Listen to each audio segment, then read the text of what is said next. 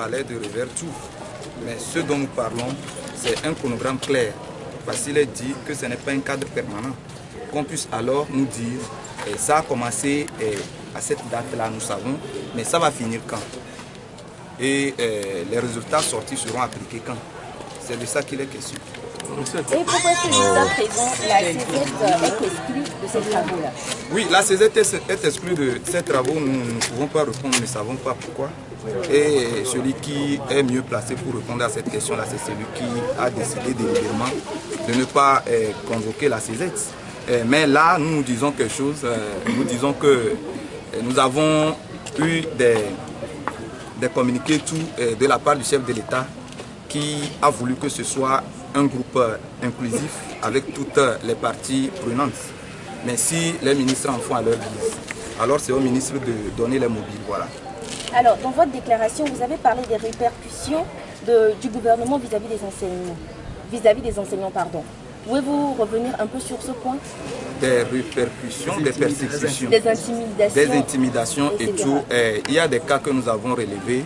Le cas de Zobégan, où un chef canton au nom de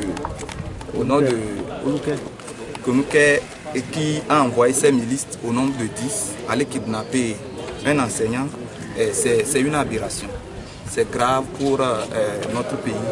Si ce genre de pratique est continue, chacun prend le Togo, la portion du Togo qu'il gère comme sa propriété privée, en fait ce qu'il veut. Alors nous nous indignons contre ces états de choses-là. Et nous voudrions que les instructions puissent être données pour que cela ne se répète plus. Plus loin, nous avons parlé du colonel ministre DG Agadazi qui fait des tournées et monte les parents d'élèves, les préfets contre les enseignants. À son rang d'autorité, en principe, il devait prôner le calme dans le pays. Et vous comprenez que les informations qu'il a laissées sont en train d'être exécutées, et nous nous disons que si un enseignant a des problèmes, nous allons au moment venu situer les responsabilités. Donc vous devez être clair.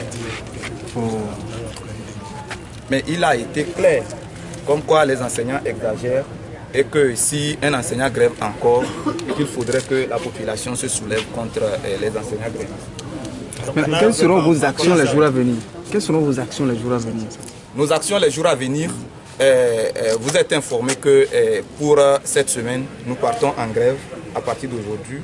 Et nous espérons que, comme le ministre l'a dit, au cours de cette semaine, les travaux vont s'accélérer. Et si nous avons du concret, nous en aviserons à l'âge de samedi. Le nombre de grèves va augmenter 4 jours cette fois, c'est pourquoi? 4 jours, vous avez constaté que c'est 4 jours, c'est tout. Ça veut dire que nous ne sommes pas partis pour nous arrêter si nous n'avons pas satisfaction. Seriez-vous prêt à suspendre le mouvement si on vous convoquait à la primature? Si on nous convoquait à la primature, là où le groupe de travail est en train de travailler, si je peux me reprendre ainsi, mais nous irons voir si nos doléances ou les propositions que nous allons faire vont être prises en compte. Et après ça, on n'est pas encore dans cette situation quand même.